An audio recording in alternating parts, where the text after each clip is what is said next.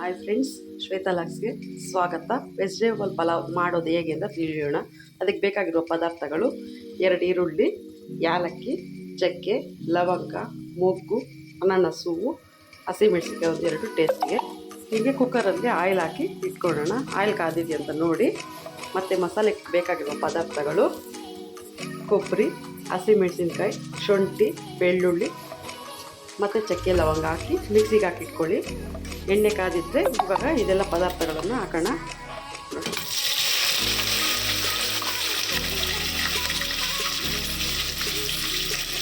Vegetable ಬಾತ್ಗೆ ಈ ಥರ 2 ಈರುಳ್ಳಿ, ಚಕ್ಕೆ, ಲವಂಗ, ಯಾಲಕ್ಕಿ, ಮಸಾಲೆ ಪದಾರ್ಥಗಳು ಹಾಕ್ಕೊಳ್ಳಿ. ಚೆನ್ನಾಗಿ ರೋಸ್ಟ್ ಮಾಡ್ಕೊಳ್ಳಿ. ಅಷ್ಟರಲ್ಲಿ ಮಸಾಲೆಗೆ ಏನೇನು ರೆಡಿ ಮಾಡ್ಕೊಂಡಿದ್ದೀವಲ್ಲ ಅದನ್ನು ಪೇಸ್ಟ್ ಮಾಡ್ಕೊಳ್ಳೋಣ.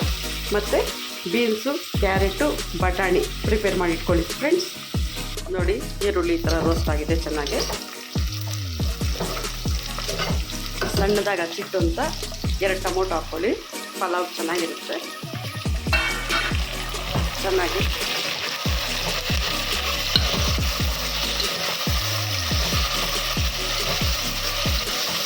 ಟೊಮೊಟೊ ಚೆನ್ನಾಗಿ ರೋಸ್ಟ್ ಆಗಲಿ.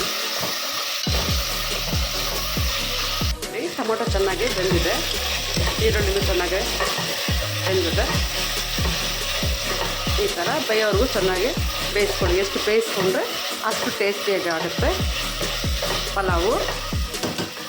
ಇವಾಗ ನಾವು ಏನು ತೊಳೆದಿಟ್ಕೊಂಡ್ರು ಅಂತ ಬೀನ್ಸು, ಕ್ಯಾರೆಟು, ಬಟಾಣಿ 3 ಆ್ಯಡ್ ಮಾಡ್ಕೊಳ್ಳಿ. ಹಸಿ ಬಟಾಣಿ ಇಷ್ಟಪಡೋರು ಹಸಿ ಬಟಾಣಿ ಹಾಕ್ಕೊಳ್ಳಿ.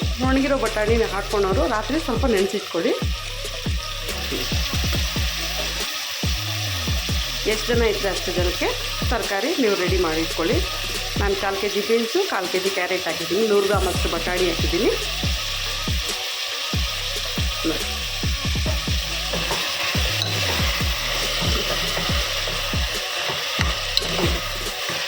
ಚೆನ್ನಾಗಿ ರೋಸ್ಟ್ ಮಾಡಿ ಅಂತ ಮಸಾಲೆ ಹಾಕ್ಕೊಳ್ಳಿ ಫ್ರೆಂಡ್ಸ್.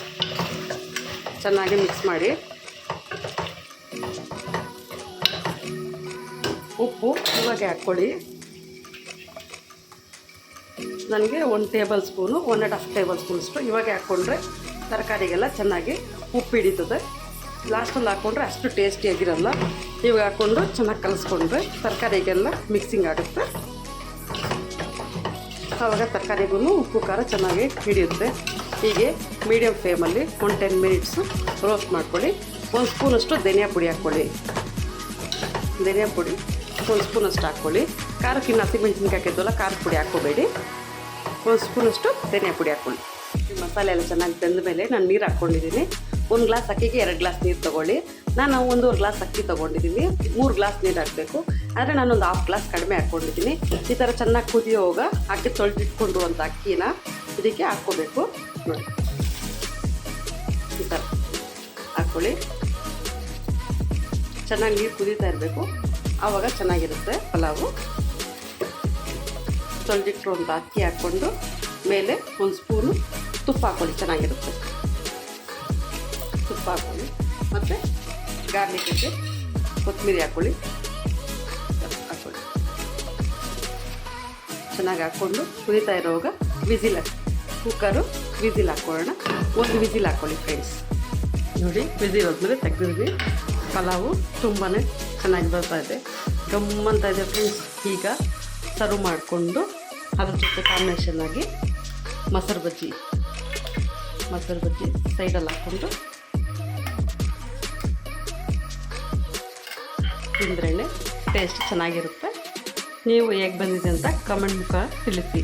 Bye friends.